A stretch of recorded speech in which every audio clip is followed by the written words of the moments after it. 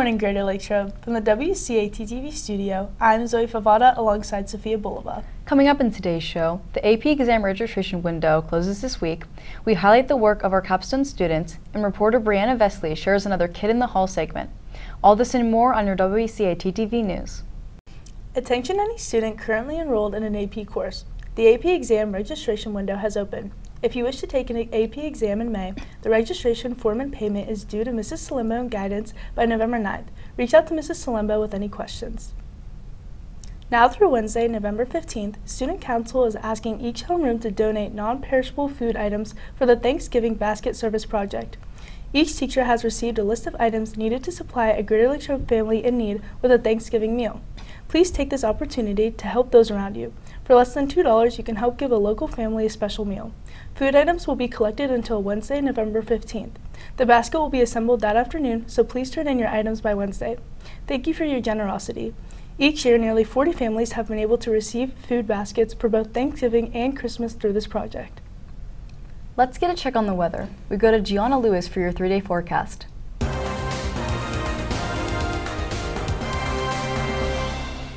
Good morning, Wildcats. Today we have a high of 62 with the low being 39 with cloudy skies.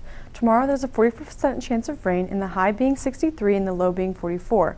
Lastly, on Friday the high will be 50 with the low being 38 with cloudy skies. That's the 3-day forecast. Thanks and back to you. Thanks, Gianna. During the last week in October, capstone students participated in an electrofishing survey on 9 Mile Creek and Rotary Park. Electrofishing sends a current into the water, causing the fish to bring in air to their swim bladder. The swim bladder is what fish use to move up or down in the water column. When the fish takes this gulp, it makes them float, and students can net them with fiberglass nets. At the end of the survey, you can look at the different species that you catch as an indication of the water quality. For example, the class caught various darter and sculpin species, which are indicators of the clean water. Thanks to the Loyal Hannah Watershed Association and Josh Panatzer for providing the electrofishing backpack. Wondering what's on the menu today? Here's Dalton King with What's Cooking. What's cooking, Latrobe? Today is Wednesday, November 8th, and the special today is firecracker chicken with white rice and broccoli. Tomorrow's special is mozzarella cheese sticks with tomato soup and oyster crackers. The soup of the day is hearty potato. That's It's Cooking. Thanks, and back to you. Thanks, Dalton. There are still spots available for the annual Girls in Engineering event at the Westinghouse Waltz Mill Training Facility on Tuesday, November 14th from 8:45 a.m. to 1 p.m. Students who attended this event will explore careers in engineering and other technical fields. Sophomores and juniors who are interested in attending should contact Mrs. Yetter ASAP. We go to Violet Dice for an update on our Wildcat sports teams.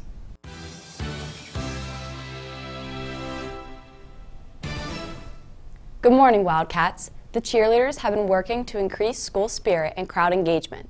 Reporter Owen Teslovich sat down with Ariana Kramer to learn more about the squad. What's up, Wildcat Nation? I'm with Ariana Kramer. Hi. What got you into cheer? At a very young age, I just thought it would be fun, just cheering in front of everybody.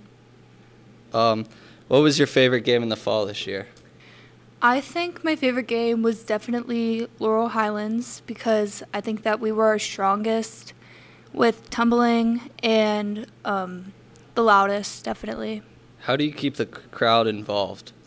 We do cheers, we throw out cups to the fans and just involve with megaphones and things like that. Did the team improve this year from last year? I think so, yes. We're doing a lot of more complicated stunting and just like putting tumbling in cheers and just making it harder. What are you looking forward to in the winter season? I think definitely just traveling again because bus rides are really fun. Okay.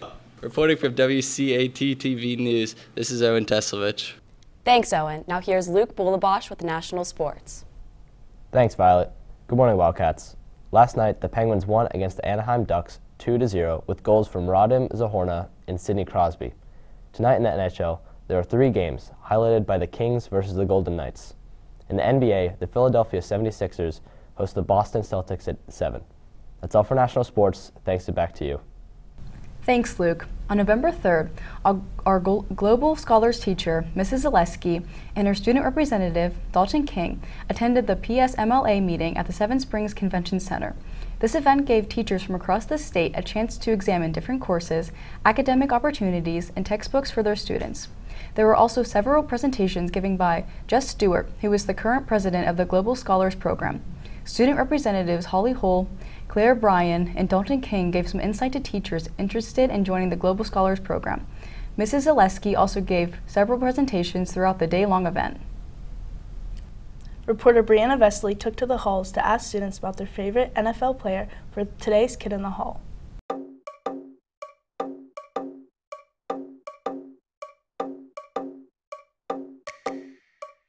My favorite NFL player is George Pickens.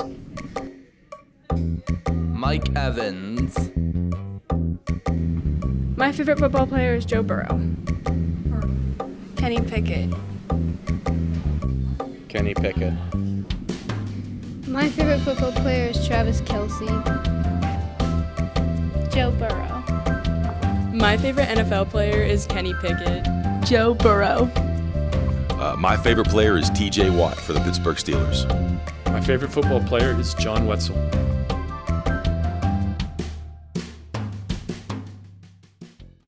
Congratulations to Mrs. Stallings' homeroom on winning the door decorating contest. Thanks for tuning in to this edition of WCAT TV News. Have a great day, Latrobe. Go Wildcats!